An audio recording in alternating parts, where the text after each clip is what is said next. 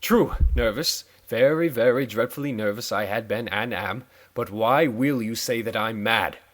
The disease had sharpened my senses, not destroyed, not dulled them. Above all was the sense of hearing acute. I heard all things in the heaven and in the earth. I heard many things in hell. How then am I mad? Hearken, and observe how healthily, how calmly I can tell you the whole story. It is impossible to say how first the idea entered my brain, but, once conceived, it haunted me day and night. Object there was none, passion there was none. I loved the old man. He had never wronged me. He had never given me insult. For his gold I had no desire. I think it was his eye. Yes, it was this. He had the eye of a vulture, a pale blue eye with a film over it. Whenever it fell upon me, my blood ran cold. And so by degrees, very gradually, I made up my mind to take the life of the old man, and thus rid myself of the eye forever. Now, this is the point. You fancy me mad. Madmen know nothing. But you should have seen me. You should have seen how wisely I proceeded, with what caution, with what foresight, with what dissimulation I went to work. I was never kinder to the old man than during the whole week before I killed him. And every night, about midnight, I turned the latch of his door and opened it, oh, so gently. And then, when I had made an opening sufficient for my head, I put in a dark lantern, all closed, so that no light shone out. And then I thrust in my head. Oh, you would have laughed to see how cunningly I thrust it in.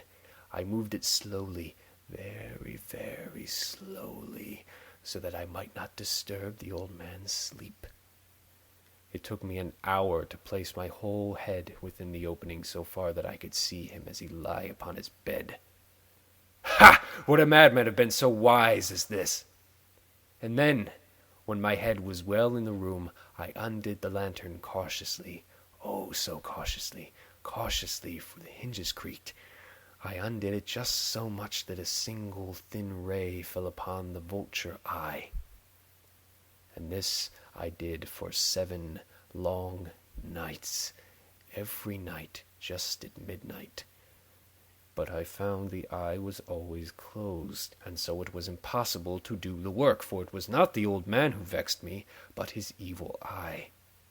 And every morning, when the day broke, I went boldly into his chamber and spoke courageously to him, calling him by name in a hearty tone, and inquiring how he has passed the night. So, you see, he would have been a very profound old man indeed, to suspect that every night, just at 12, I looked in upon him while he slept. Upon the 8th night I was more than usually cautious in opening the door. A watch's minute hand moves more quickly than did mine. Never before that night had I felt the extent of my own powers, of my sagacity.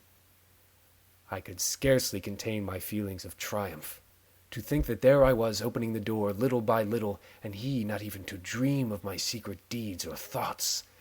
I fairly chuckled at the idea, and perhaps he heard me, for he moved on the bed suddenly, as if startled. Now, you may think that I drew back, but no. His room was as black as pitch with the thick darkness, for the shutters were close fastened through fear of robbers. And so I knew that he could not see the opening of the door, and I kept pushing on it steadily. I had my head in, and was about to open the lantern when my thumb slipped upon the tin fastening, and the old man sprang up in bed, crying out, "Who's there?" I kept quite still, and said nothing. For a whole hour I did not move a muscle, and in the meantime I did not hear him lie down. He was still sitting up in the bed, listening, just as I have done night after night, hearkening to the death watches in the wall. Presently I heard a slight groan, and I knew it was the groan of mortal terror. It was not a groan of pain or of grief. Oh no, it was the low, stifled sound that arises from the bottom of the soul when overcharged with awe. I knew the sound well. Many a night, just at midnight, when the world slept, it has welled up from my own bosom, deepening with its dreadful echo the terrors that distracted me. I say I knew it well. I knew what the old man felt, and pitied him, although I chuckled at heart. I knew that he had been lying awake ever since the first slight noise, when he had turned in the bed. His fears had been growing ever since upon him. He had been trying to fancy them causeless, but could not. He kept saying to himself, "It is nothing but the wind in the chimney. It is only a mouse crossing the floor. Or it is merely a cricket which has made a single chirp." Yes, he had been trying to comfort himself with all these suppositions, but he had found all in vain. All in vain. Because death, in approaching him, had stalked with his black shadow before him and enveloped the victim. And it was the mournful influence of the unperceived shadow that caused him to feel, although he neither saw nor heard, to feel the presence of my head within the room. When I had waited a long time very patiently without hearing him lie down, I resolved to open a very, very little crevice in the lantern. So I opened it. You cannot imagine how stealthily, until at length a single dim ray, like the thread of a spider, shot from out the crevice and fell upon the Vulture Eye. It was open, wide open, and I grew furious as I gazed upon it. I saw with perfect distinctness all a dull blue with a hideous veil over it that chilled the very marrow in my bones. But I could see nothing else of the old man's face or person, for I had directed the ray as if by instinct precisely upon the damned spot. And have I not told you that what you mistake for madness is but an over-acuteness of the senses? Now, I say, there came to my ears a dull, low, quick sound, such as a watch makes when enveloped in cotton. I knew that sound well, too. It was the beating of the old man's heart. It increased my fury, as the beating of a drum stimulates the soldier into courage. But, even yet, I refrained and kept still. I scarcely breathed. I held the lantern motionless. I tried how steadily I could maintain the ray upon the eye.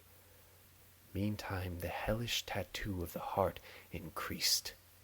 It grew quicker and louder every instant. The old man's terror must have been extreme. It grew louder, I say, louder with every moment. Do you mark me well? I have told you that I am nervous. So I am.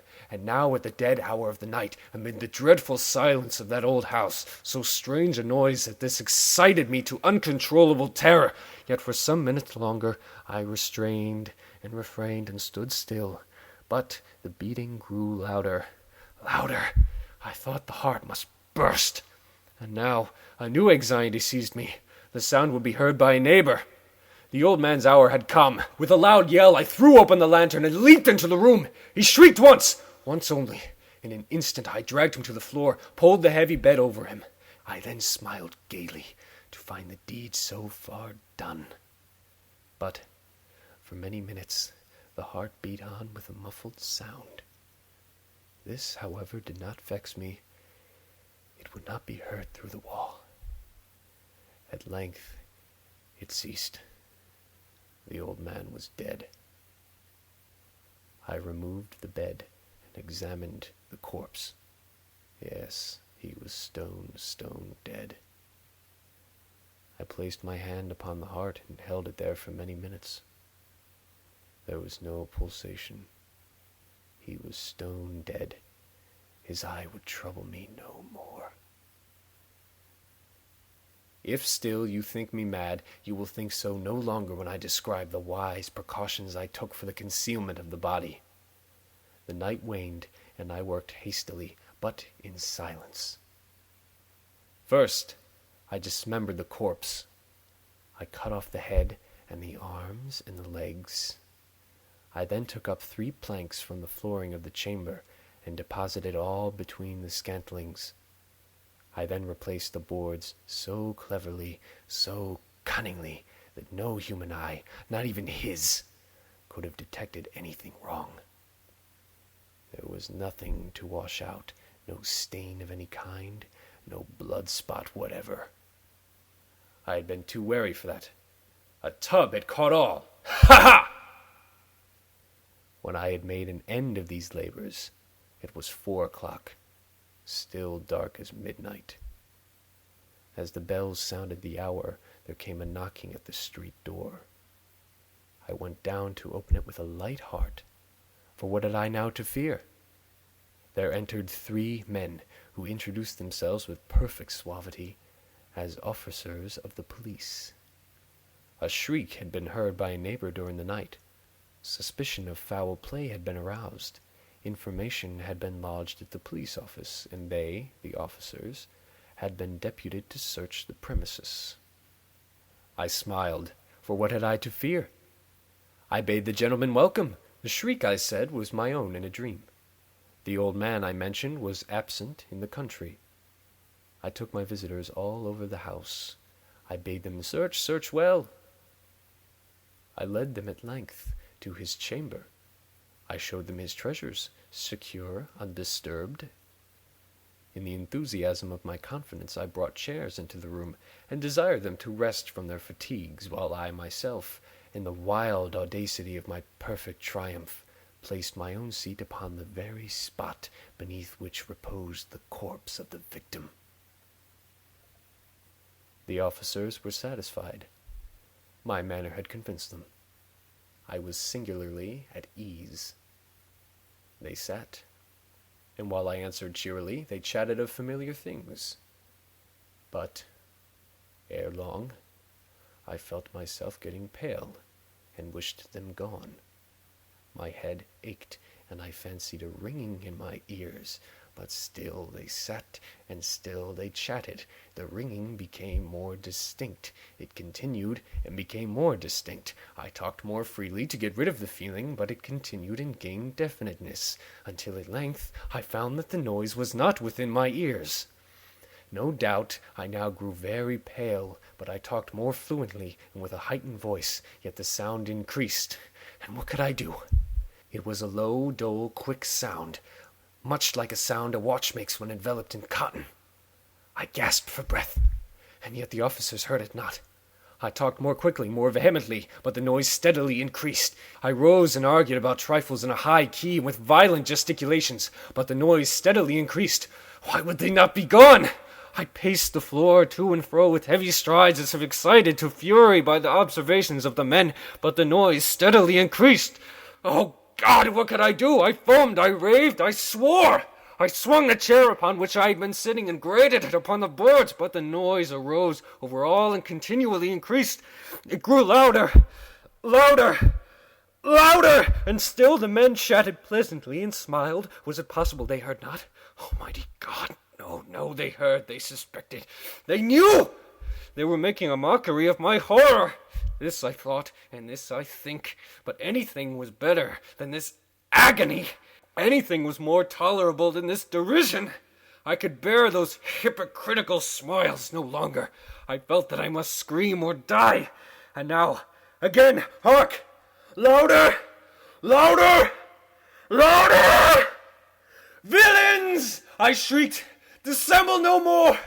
I admit the deed! Tear up the planks! Here! It is the beating of his hideous heart!